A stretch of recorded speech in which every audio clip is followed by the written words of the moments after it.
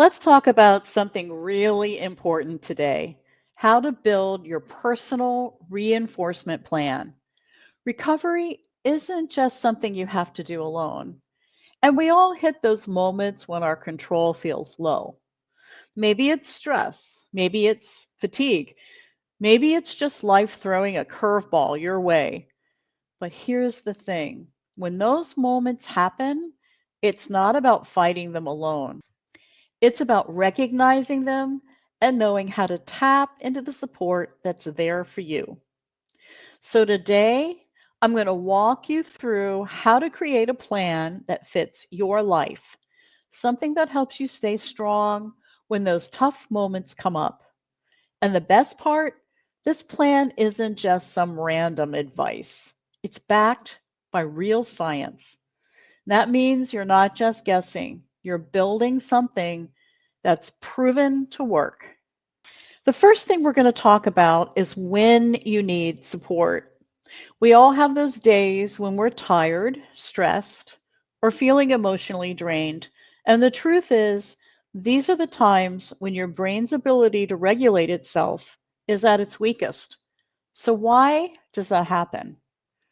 When we're stressed, our body releases cortisol, which is a stress hormone. Cortisol is useful when we need to act fast, but if it's constantly high, it messes with our ability to make good decisions. It's like it puts a fog over our brain's decision making center, the prefrontal cortex, making it harder to resist old habits and cravings. And when you're tired, whether it's emotional exhaustion or just not enough sleep, your brain works less efficiently. Cognitive fatigue means your brain doesn't have the resources it needs to fight off impulses, which is why we often give in to cravings when we're running low on energy. Plus, there are environmental triggers, certain places, people, or even situations that bring up cravings. Your brain is wired to respond to these cues by activating the reward system, which makes you want to seek comfort. So, when you're exposed to these triggers, your brain goes straight into comfort seeking mode. Now, none of this means you're failing. It's just how our brains are wired to react. The key is knowing when it's happening so you can take action. Here are a couple of things that you might want to try. Track your triggers. Keeping a simple log of when you feel your control slipping might help. What was going on? What were you doing? This can help you spot patterns so you're ready the next time. Create a low control alert. When you notice you're stressed, tired, or facing a trigger, just pause for a moment. Check in with yourself. That's your cue to reach out for support. Once you've identified when your control is low, the next step is creating a support routine that works for you. It's all about making support a natural part of your day, and you don't have to overcomplicate it. Here's the thing: when we engage in supportive behaviors, we're actually rewiring our brains for better self regulation. This is something called neuroplasticity. It's the brain's ability to form new connections. When you consistently practice supportive habits, you're creating new neural pathways that make healthy behaviors feel more automatic over time. When you're consistent with your support routine, you also activate your brain's dopamine system, the reward system. Dopamine is what helps you feel motivated and gives you that sense of satisfaction. So when you keep reinforcing positive behaviors, you're not just keeping your mood up, you're actually strengthening your commitment to staying on track. Here's how you might create your routine. Set up a regular schedule for support. Find pockets of time during your day, maybe while you're commuting or doing chores, or during those quiet moments in the morning or evening. Use those moments to engage with supportive resources. Mix up your support resources. Your brain thrives on variety. So some days you might listen to a podcast, other days read something helpful, or join a community call. Mixing it up keeps things fresh and keeps your brain's reward system active.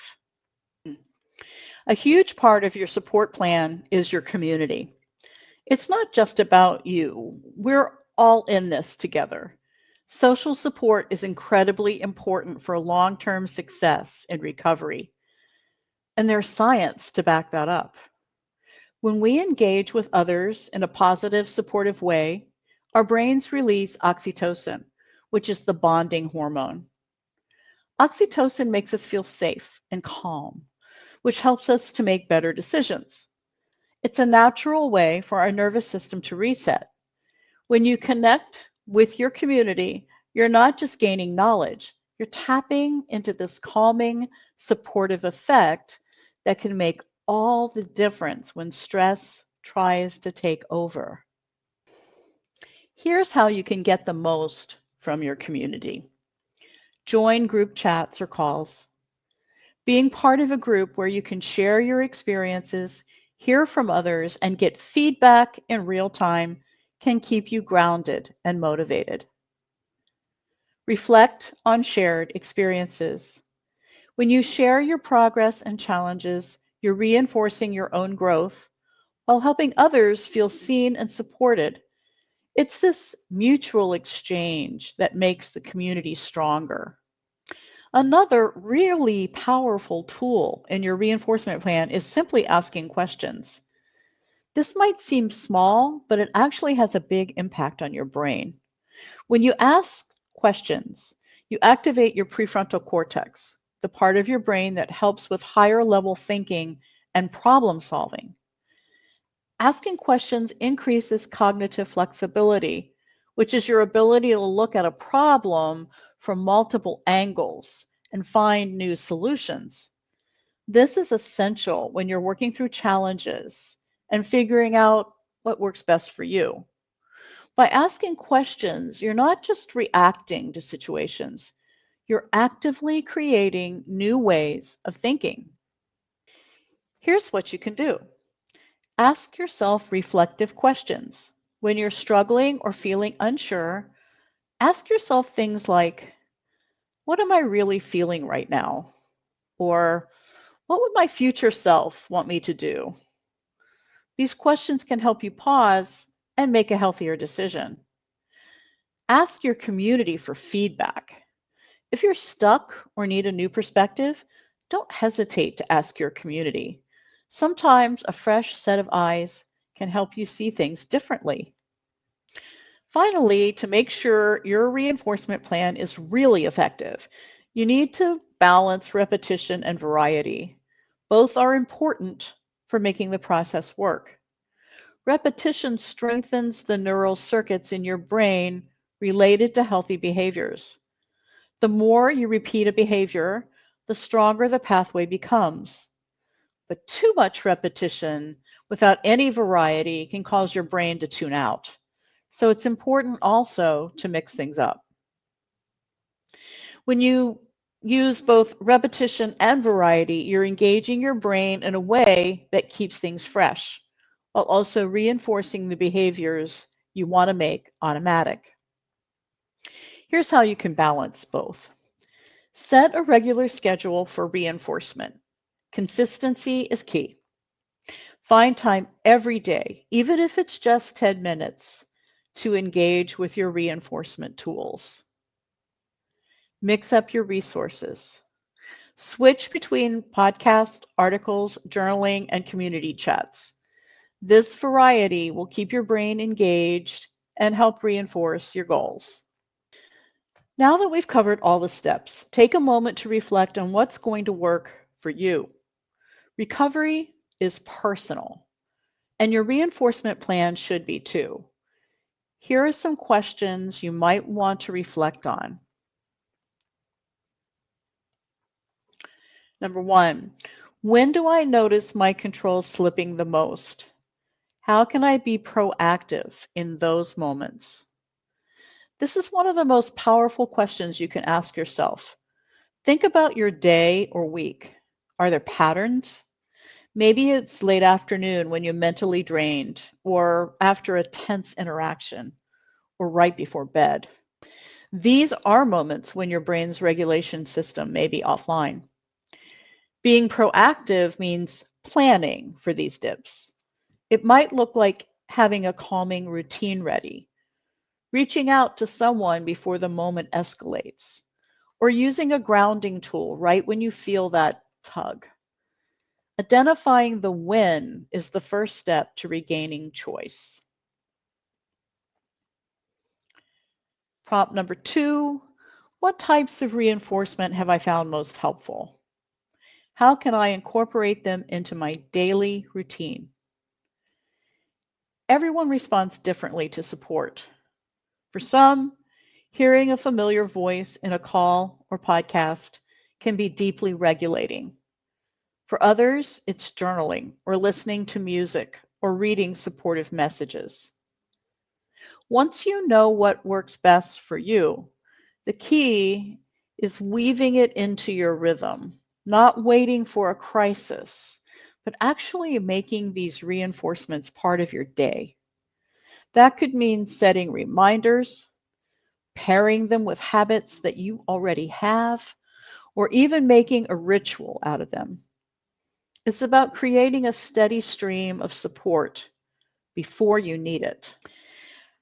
Prompt number 3, how can I stay connected with my online community in a way that feels natural and not overwhelming? Connection is essential, but it's also okay to acknowledge your bandwidth. If being in long calls every day feels like too much, what does a sustainable level of connection look like for you? Maybe it's popping into the chat once a day with a reflection. Maybe it's joining a weekly call where you feel safe. Or maybe it's reading others' shares to feel less alone. The goal isn't more, it's meaningful. Choose a level of connection that nourishes you without depleting you. Prompt number 4, what questions can I ask myself to deepen my understanding of my needs and challenges? This is where real transformation starts. Instead of judging yourself when a craving hits or you feel resistance, try getting curious. Ask yourself, what's happening beneath the surface here? Or what part of me is speaking up right now? Self inquiry creates space. It allows you to respond with compassion instead of compulsion. The more you ask, the more you'll understand your own patterns. And from there, you can start to shift them with intention. Prompt number 5, how can I keep my reinforcement routine fresh and effective by mixing in new methods or resources? Your brain needs novelty to stay engaged. What once felt inspiring might feel stale after a while, and that's totally normal. When that happens, it's a sign to explore. You don't need to start over, you just need to rotate the tools. Try a different kind of reflection journal, or even a different time of day to join a chat or call. Recovery doesn't thrive in rigidity, it thrives in responsiveness. Keep your toolbox flexible and alive. Remember, your reinforcement plan isn't something that you just build once and forget about. It's an ongoing process that you'll continue to tweak and improve as you go. By recognizing when your control is low, creating a personal routine for reinforcement, engaging with your community, and asking the right questions, you're setting yourself up for long-term success. We're in this together. You've got the tools you need to move forward. Keep building, keep reinforcing, and keep moving forward. Thank you for listening.